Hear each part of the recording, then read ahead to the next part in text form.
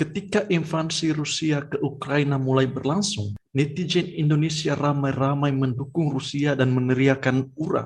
Ada yang sekedar meramaikan jagat media sosial, ada juga yang cukup serius membandingkan perang Rusia-Ukraina dengan perang Israel-Palestina. Ujung-ujungnya pasti menghubungkan dengan isu agama. Ya, itulah netizen kita. Banyak pemimpin dunia mengecam Rusia karena tindakan invasi tersebut. Presiden Indonesia seolah-olah mengambil jalan diam dengan sekedar membuat cuitan di akun Twitter miliknya. Stop perang.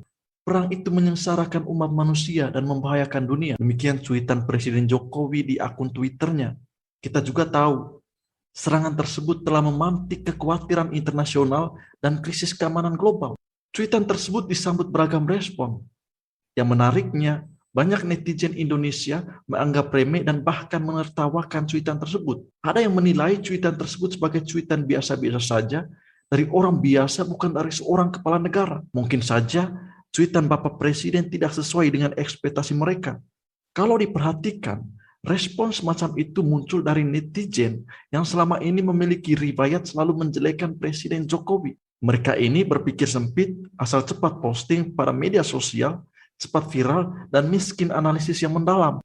Terkait perang Rusia-Ukraina, kita tahu, Rusia sama sekali kepala batu dan tidak menghiraukan kritikan, kecaman, dan kutukan dari PBB dan negara-negara dunia. Sanksi ekonomi pun tidak membuat Rusia ciut nyalinya. Rusia tetap pada pilihannya untuk terus melakukan invasi. Siapa sangka hari ini kita bisa katakan bahwa dunia sedang melihat langkah senyap dan manjur dari Presiden Jokowi. Kita tahu sampai saat ini perang tersebut belum memiliki tanda-tanda segera berakhir. Korban jiwa sudah sangat banyak, harta benda apalagi. Dampak bagi ekonomi dunia sudah mulai dirasakan. Harga komoditas global mulai meroket tajam. Inflasi mulai naik drastis. Terhitung sudah beberapa kali perundingan atau diplomasi antara Rusia dan Ukraina. Diplomasi gencatan senjata selalu gagal. Gagalnya kesepakatan gencatan senjata Rusia-Ukraina bukan hanya mendorong eskalasi konflik bersenjata, tetapi semakin bertambahnya korban jiwa dan krisis kemanusiaan di Ukraina. Perang adalah persoalan ego, melupakan sisi kemanusiaan, dan hanya menonjolkan kepentingan dan kekuasaan, tegas Presiden Jokowi dalam sebuah cuitan pada akun Twitternya. Dunia berharap Presiden Jokowi bisa membawa Rusia dan Ukraina untuk masuk ke meja diplomasi dan bersepakat untuk menghentikan perang tersebut. Mewakili sikap Indonesia, Presiden Jokowi telah menyampaikan pernyataan yang sangat jelas bahwa semua pihak yang terlibat harus menahan diri dan perang harus segera dihentikan. Bagi orang yang otak tidak dalam, cuitan Presiden Jokowi pada akun Twitternya pasti akan dianggap sebagai lucu-lucuan. Mereka tidak melihat bahwa itu sikap politik resmi sebuah negara yang bernama Indonesia. Boleh juga mereka melihat seperti itu, tetapi tetap menjadikan cuitan tersebut sebagai lucu-lucuan.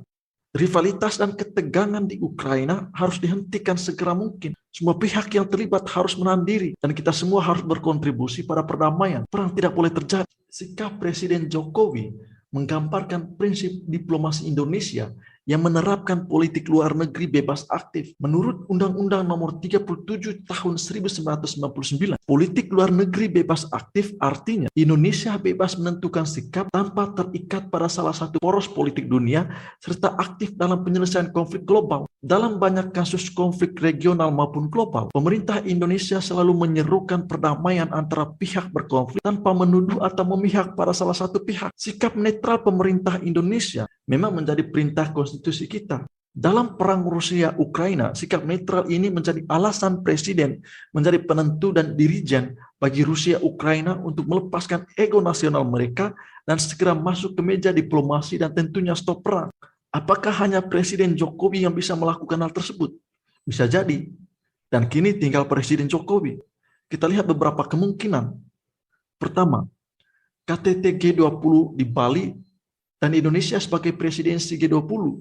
Sebagai negara tuan rumah dan presidensi G20, Indonesia sudah pasti terbuka terhadap kehadiran setiap anggota negara-negara G20. Indonesia juga wajib mengundang semua negara anggota untuk menghadiri pertemuan kenegaraan yang berhubungan dengan G20 di Bali. Namun, kebijakan Indonesia mengundang semua negara, termasuk Rusia, menuai pro kontra dari banyak negara anggota G20.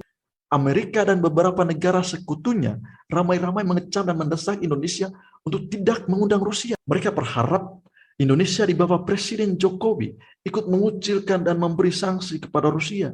Bahkan ada negara yang mengancam memboikot kehadiran mereka di KTT G20 apabila Rusia tetap diundang. Mereka berpikir Presiden Jokowi bisa didikte.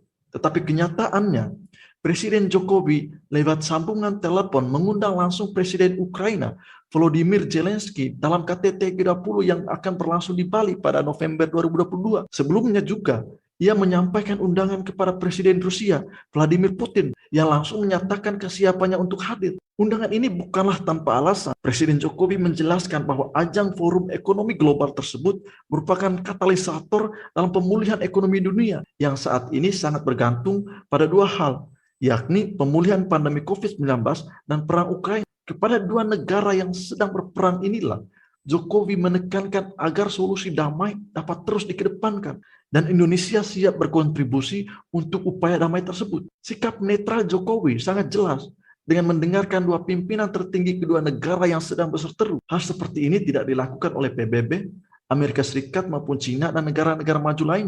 Nah, ini baru betul-betul netral. Kalau Presiden Rusia dan Ukraina hadir dalam KTT G20, ini bisa menjadi tonggak baru dan penentu berakhirnya perang Rusia-Ukraina. Kedua, seruan hentikan perang Rusia-Ukraina dalam KTT khusus ASEAN Amerika Serikat. Dalam KTT khusus ASEAN Amerika Serikat, Presiden Jokowi kembali menyerukan hentikan perang Rusia dan Ukraina. Seruan ini disampaikan secara langsung di depan Presiden Amerika Serikat Joe Biden. Kita tahu bagaimana sikap Amerika di bawah Joe Biden terhadap perang Rusia-Ukraina. Mengecam, menetapkan sanksi kepada Rusia, mengutuk dan menyerukan hentikan perang Rusia-Ukraina, tetapi menjual senjata canggih kepada salah satu pihak yang sedang berperang. Tidak hanya itu, Joe Biden terus melakukan provokasi kepada Rusia dan memberikan harapan palsu kepada Ukraina.